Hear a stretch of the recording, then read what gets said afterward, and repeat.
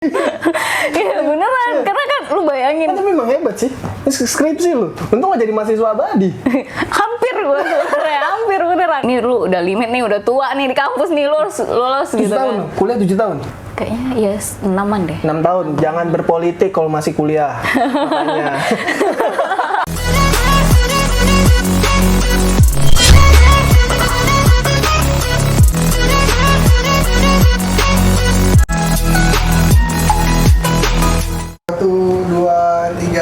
Gila lu lebih putih dari gue.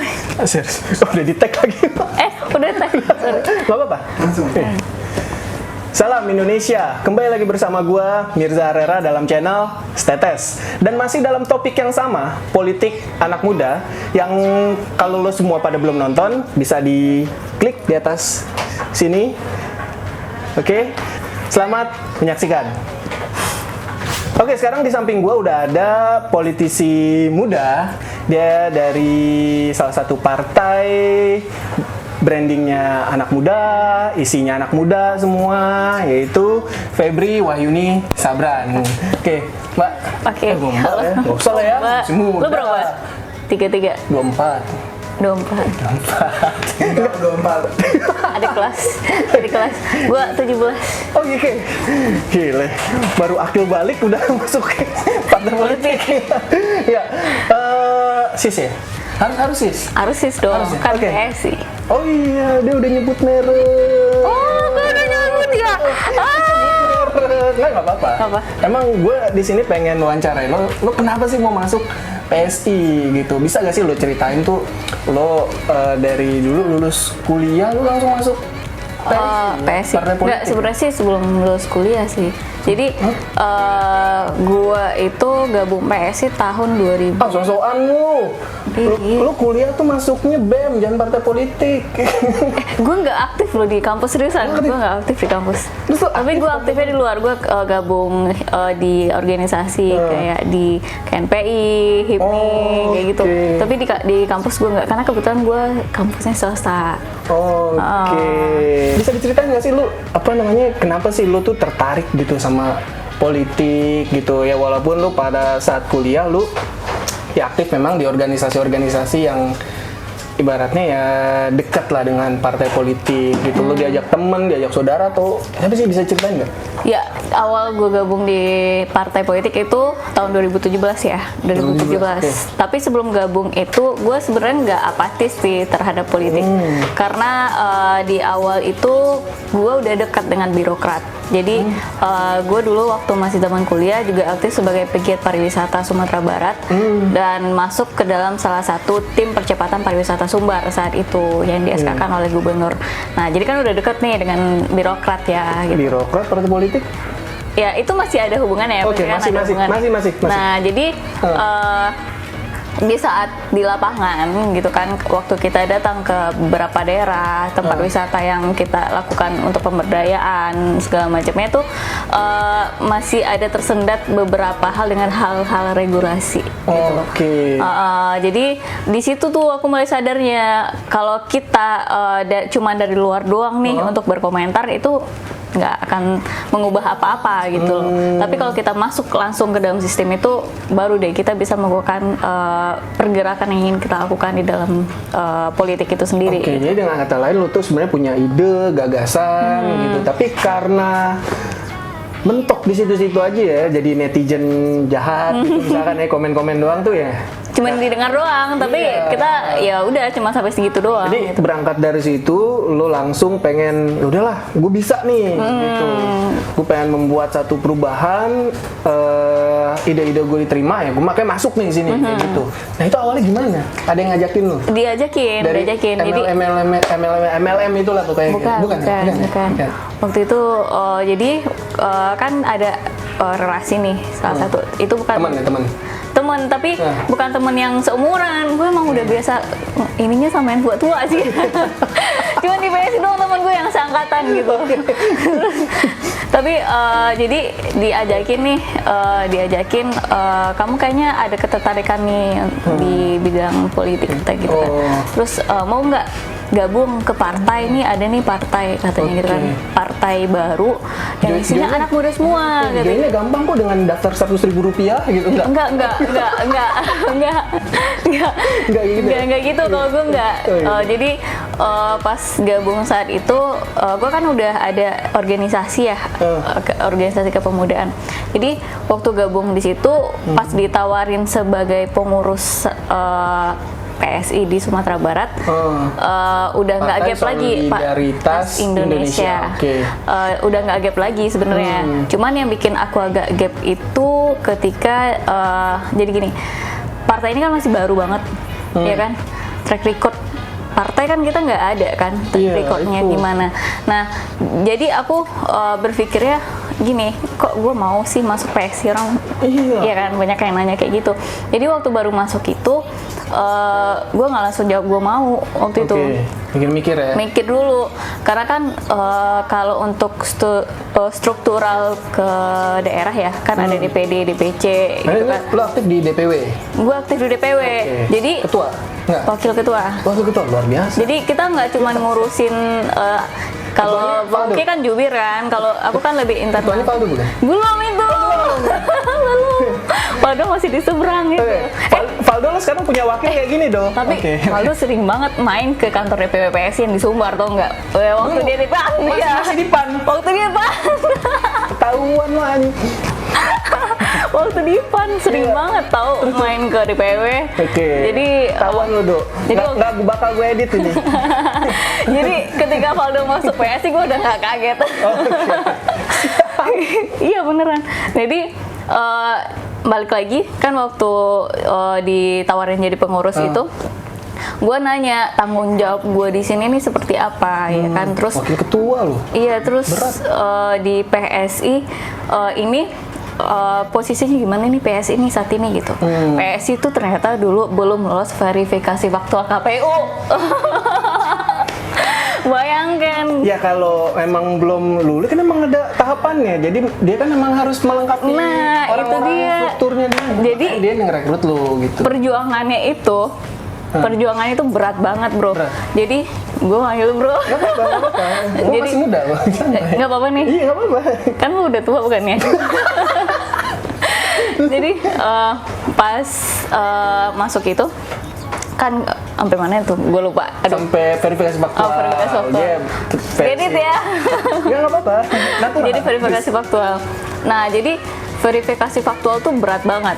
Karena kan kita mesti ini kan PSI kan di ADRT-nya harus ada minimal ini kan minimal umur. Oh, Ya, gitu. minimal umur dulu. Jadi kita harus cari anggota yang benar-benar anak muda gitu. Benar-benar millennials. Lu bayangkan anak muda tuh jarang banget yang kayak gue yang nggak apatis terhadap partai gitu loh, terhadap politik, dan itu lumayan berat untuk untuk ngajakin orang gabung ke PSI saat itu. Tapi ya alhamdulillah kita bisa melewati itu saat itu. Lolos verifikasi. Lolos verifikasi, tapi perjuangannya di saat perjuangan verifikasi itu gue juga lagi skripsian. Oh. Lu bayangin beratnya seorang mahasiswa berjuang skripsi juga Wakil berjuang. ketua DPW masih skripsi. Aduh. Hebat sih. Hebat loh. Keren. Tapi gue mau merasa hebat sih saat itu, karena Lu emang ngerasa hebat saat itu? nggak usah hebat saat itu. Bayangin aja. Gak jadi ah. Gak jadi. Gak jadi gue. Sama bener. Iya beneran, karena kan lu bayangin Tapi memang hebat sih. Terus skripsi lu. Untung gak jadi mahasiswa abadi. hampir gue sebenarnya, hampir beneran. Itu gue udah kuliah, karena kan aktif di luar ya. Gue sempat cuti kuliah juga dulu. Oh. Gue sempat cuti kuliah, terus gue udah paksa nih lu udah limit nih, udah tua nih di kampus nih, lulus 7 gitu tahun kan. lo? Kuliah 7 tahun? Nggak nyampe 7 Berapa? sih. Kayaknya 7 ya. Soalnya gue dulu di 6 Unpad. tahun? Di Unpad terus pindah ke Padang kan. Ke Padang ini skripsi apa sampai berapa tahun? Kayaknya ya 6-an deh. 6 tahun. Jangan berpolitik kalau masih kuliah. Makanya. Enggak, bercanda. Enggak loh. Enggak, gue kan udah skripsi waktu itu. Udah skripsi. Jadi emang udah mahasiswa lama, baru ikut partai. iya. Begitu lah, cari kesibukan. Canda. Enggak diedit. Iya. Edit dong. Jadi ya udah sampai situ masuk di politik ya kan. Tapi ternyata gue mikir nih bakalan berat ya di politik ya gitu. Iyalah. Karena pasti gue ngelihat jadi gue dulu punya mantan pacar ya sekarang ya mantan pacar. Mantan gue itu anaknya ketua salah satu partai. Lu tau lah partainya. Beliau bapaknya ketua salah satu partai. Oke, ada ketua DPW juga. Ketua DPW juga. Oke. Bapaknya bupati. Oh, gue tahu itu. Pernah denger sih. Jadi lu bayangin, lu dulu waktu pacaran makan malam di rumah segennya minta ampun ya pas makan gitu kan, takut salah-salah apa gimana gitu. Terus pas lagi acara-acara partai itu kan yang acara-acara kayak misalnya kan kita ada beberapa pertemuan partai itu di tingkat DPW kan. Lo bayangin gue duduk sejajar sama bapaknya. Waduh, bupati. Dan gue anaknya PSI. Bapaknya dari partai. Iya bayangin, maksudnya gue ngeliat kan dulu gitu kan, pas di saat gue lihat kan kondisi bapaknya berat banget nih politiknya, karena kan waktu dia nyalon itu perjuangannya emang berat kan, dan saingan di politik tuh emang berat banget di internalnya dia gitu. Dan tapi pas gue di PSI gue nggak nemuin itu gitu loh, maksudnya gue ngerasa enjoy di PSI bro gitu loh. Gue ngerasa bisa enjoy dalam satu partai karena lu banyak temen yang kayak lu, atau memang sistemnya di sana itu bikin enjoy? Sistemnya sih sebenarnya. Sistemnya di PSI itu yang bikin gue enjoy. Gue gak nyangka sih ada sistem partai bikin enjoy itu gimana? Ya lu datang misalnya datang nih ke DPW. Ke DPW itu kalau misalnya gue nggak boleh membandingkan sih sebenarnya, tapi emang ini kenyataan sih ya. Ketemu even kayak gue masuk pergi ke DPP, ketemu Sisgres itu nggak ada yang kayak sistem formalitas dulu jadi kayak nggak berjarak gitu, bener-bener kayak semuanya temen gitu, kayak temen banget, kayak temen.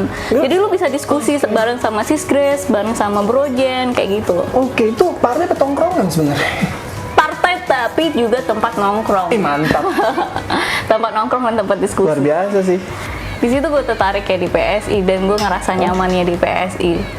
Jadi kalau ada nih anak muda yang ngomong nih partai kalau masuk ke politik, tapi politik itu kan kejam, politik itu kan ini, gue sih nggak ngerasain, karena juga pun gue dulu ngelihatnya bapak mantan gue itu ngeliat kok kejam banget ya politik gitu loh, kayak aduh kayak nggak kuat ya kalau gue ngejalanin. Ternyata pas gue di PSI gue nggak ngerasain itu. Tapi nih gue penasaran nih, lu kan punya usaha, lu dengan lu berusaha itu hidup lu tuh udah ibaratnya udah tenang gitu. Lu masuk PSI walaupun nyaman, tapi kan ada tugas-tugas lain, tugas-tugas partai yang mengurus DPW PSI gitu kan, ribet gak sih? Ribet. Lu udah ribet ya, keluar. Enggak lah, maksud gue lu bisa bertahan di sana menjalankan tugas lu. Nah itu apa sih yang lu dapat gitu, nilai yang lu dapat gitu? Apa ya, kan anak-anak muda kan kayak gue pribadi tuh gue nggak mau ribet-ribet ya, ngeribetin apalagi hubungan pribadi udah ribet. Gue banyak banget sih dapat relasi sih di politik sebenarnya. Emang sih ribet itu ya kalau kita udah nemuin tantangan. Kalau misalnya masih di zona nyaman ya kan ngapain sih lu hidup gitu loh, cuma gitu doang. Tapi pas udah nemuin tantangan, lu bisa eksplor diri lu lebih dari kemampuan yang lu pikir selama ini gitu loh. Dan ketika gue udah masuk di politik itu, gue ngerasain ternyata gue bisa ya sampai pada tahap dan level ini ya, yang tadinya gue pikir kayaknya nggak akan mungkin deh gitu loh. Dan di politik ini pun juga jujur, ini membuka relasi, ruang pertemanan gue tuh lebih luas lagi gitu. Oke, itu tadi yang lo bilang ya, ini bukan sekedar partai tapi ini tongkrongan ya. Tongkrongan. Gila. Lu misalnya nih masuk ke partai A gitu, selain PS ya, lu bisa nggak duduk pakai tum, ngobrol sama ketumnya? Bisa nggak? Bisa. Bisa. Gimana caranya? Bisa. Ya. Pasti ada orang dalam ya. Wah, jabatan dia apa sih? Enggak. Lu yang cerita dong. Enggak, gue karena biasa nge-host juga bro. Nggak gitu ya, Dit. Nah, tapi emang yang tadi, mungkin kayak yang tadi lo bilang ya tadi itu deh, sampai situ kan. Ya, mungkin lo kayak yang tadi lo bilang ya, selain partai politik tuh kayak tempat tongkrongan ya. Lu, gue denger kan mantan putri Indonesia ya? Gila, hebat banget lu putri Indonesia. Putri muslimah Indonesia. Terus lu jadi kayak duta pariwisata di Sumbar kan? Gue sih kalau udah nyaman di situ gue males lah ngurusin apa namanya partai-partai gitu, apalagi PSI kan dicap yang enggak. Dulu enggak loh PSI. Waktu gua awal masuk PSI enggak dicap enggak. Belum. Belum. Iya lu. Belum tahu. Kayak partai apa namanya yang anti agamais gitu, kayak benci banget sama satu agama. Itu tahun 2017 belum. Oh, lu masuk belum? Gua 2017 kan masuk. Pas lu masuk kan itu? Belum. Yang kalau nggak salah yang itu tuh di tahun 2018 nggak salah. 2018 deh. Oh, pas pilkada itu ya DKI ya di situ ya. Oke. Enggak, pas udah mulai pemilu. 2017, bener mana sih? 2017, jadi gini loh. Enggak, bener. 2017 itu kan gue masuk PSI. Gue masuk PSI tuh, gue ditawarin itu bulan September. Dan gue jawab iya, masuk PSI itu bulan... Udah pilkada DKI loh, 2017. PSI lagi gencar-gencarnya di banyak haters tuh. Belum deh, kayaknya udah sih, tapi belum terlalu ini ya waktu itu ya, belum, masih di sekitar DKI kan waktu itu belainnya Ahok kan. Iya. Kalau di Sumbar itu mulai bergaungnya tuh gara-gara ini bro, gara-gara perda syariah itu. Iya, nah itu tuh. Iya. Lu dicap kayak gitu, nanti lu apalagi kan Sumatera Barat kan kulturnya Islam banget lah ya. Lu gue kan waktu itu ada bertentangan sama ketua MUI Sumbar kan, gara-gara pada jadi beliau mengeluarkan fatwa haram untuk memilih partai kafir kayak gitu kan. Astagfirullah. Nah, jadi itu cap-cap kayak gitu lu nggak risih apa? Ini temen lu apa lu nanti ditegur sama keluarga lu ngapain masuk partai itu kafir? Enggak, karena kan emang nggak beneran, maksudnya gini loh. Orang tua gue sih sebenarnya waktu awal ini support. Okay. Cuman kan waktu pas kejadian itu orang Sumbar sensitif dengan hal itu kan. Terus beneran nggak ini PSI ini melarang partai syariah ini segala macam, tapi setelah gue jelasin orang tua ternyata seperti itu. Nah terus apalagi sih yang lo dapet gitu dari anak muda berpolitik gitu, selain keribetan dan kesusahan dan cap negatif? Kayaknya agak berat banget ya cap negatifnya gitu. Tapi ya banyak hal sih yang gue dapetin bro, ya itu tadi salah satunya relasi, terus ilmunya juga, karena kan memang waktu gue gabung di PSI itu gue pola pikirnya masih agak sedikit sempit sih gitu loh. Jadi pas sudah gabung jadi luas. Nggak, ya luas tapi nggak luas banget. Oke. Gue kira mau nyombong lagi deh. Jadi luas gitu. Nah tapi menurut lo ke depan nih anak-anak muda ini perlu gak sih untuk berpolitik gitu? Kayak gue nih, gue ngeliat politik itu ya udahlah, ya udah negatif aja gitu. Nah menurut lo yang orang udah berkecimpung, udah enjoy di partai, nah itu gimana? Gue nanya nih ke lu negatif ke politik gara-gara apa? Kenapa? Ya abisnya yang tersangka kasus korupsi dari partai. Terus ya gitu-gitu deh, yang banyak kasus, yang banyak omong, yang banyak hatersnya itu politisi semua. Enggak ya. Juga, artis-artis juga banyak hatersnya. Iya sih, tapi yang itu loh, kasus-kasus korupsi. Cuman capnya karena korupsi ya. Terus PSI enggak sih? PSI kan belum. Karena kan belum ada, tapi Gue boleh, capek dong. gue mau ketawa nih, tapi PSI enggak sih. Enggak, ya memang Tapi emang iya PSI enggak loh. belum aja. Pesimis lah. Enggak, insya Allah enggak. Enggak lah. Jangan bilang belum. Enggak, kita harus jujur kan. Maksudnya kalau gue sekarang udah ngomong, enggak PSI enggak bakalan korupsi, enggak ini. Gue kayak jadi kayak orang munafik gitu ya. Karena kan setiap manusia kan kita nggak pernah tahu dia melakukan kesalahan apa ya. Nggak apa-apa, emang Iya itu kan? partai dulu. Cuman memang sistem partai itu meminimalisir terjadinya korupsi itu gitu loh di Oke. PSI. Dan itu memang gue lihatnya di PSI memang dia menerapkan itu terhadap alek-aleknya dan terhadap kader-kadernya. Oh, gitu. Jadi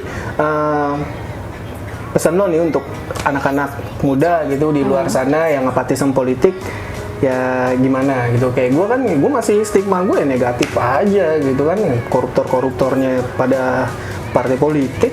Tapi emang PSI nggak ada koruptor, berarti lu sama PSI stigma gimana? Ya, belum tahu lah.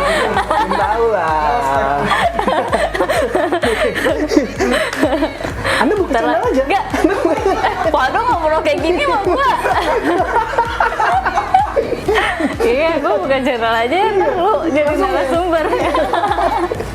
Iya, gua kayak menyalahi aturan sebagai narasumber ya. Gak apa-apa. Tapi balik lagi tadi ke pesannya, menurut lu gimana nih? Iya, kalau menurut gue sih, ya ini kan masanya kita ya. Kalau kita apatis dengan politik itu sebagai dasar dari regulasi yang ada kan. Maksudnya pemimpin-pemimpin kita waktu akhir-akhir yang menentukan regulasi di DPR itu ya dia majunya dari jalur politik. Dalam keseharian kita aja kita udah berpolitik bro gitu. Nah kalau misalnya kita apatis dengan politik itu gitu loh, lu bakalan biarin nih orang-orang yang lu nggak bisa percaya, yang orang-orang yang lu tahu nih kapasitasnya nggak mumpuni di bidang ini, yang akan memimpin negara kita, yang akan menentukan regulasi di negara kita. Nah kalau misalnya lu terus apatis dengan itu, orang-orang seperti itu akan semakin menjamur di negara kita. Tapi kalau lu memperlihatkan kepedulian lu terhadap politik dengan cara misalnya ada nih regulasi yang menurut lu bertentangan dengan batin lu speak up aja. Atau misalnya ada nih partai yang menyediakan wadah bagi anak-anak muda untuk berkarya, lu gabung di situ, lu berkarya di situ gitu loh. Jadi politik itu sendiri jangan berpikir kalau di politik itu menakutkan, nggak bisa enjoy, gue aja enjoy kok gitu loh. Tapi lu apa namanya di politik itu terima gaji atau malah ngeluarin duit pribadi buat membangun partai? Gue nggak digaji bro. Malah lu ngeluarin duit pribadi buat ini? Oh enggak, karena kan kalau PSI kan gue nggak ada keluarin duit buat partai seriusan. Tapi PSI kan memang kan ada support dana dari fundraising kan. Nah jadi ya dari dana situ untuk support gue kan juga pengurus kan. Ya dari dana situ untuk support operasional partai yang di daerah maupun yang di pusat. Oke. Gitu kira-kira pemaparan dari... Ntar lu kok nafas panjang lu? Karena gue interogasi kali ya. Ya, begitu kira-kira tadi pembicaraan kita tentang anak muda, politik anak muda. Dan lagi-lagi konklusinya adalah kalau mau perubahan, punya ide, punya gagasan, jangan amatis dengan politik. Kalau lo ngerasa mampu, lo terjun politik. Dan sampai jumpa di video-video status selanjutnya. Merdeka!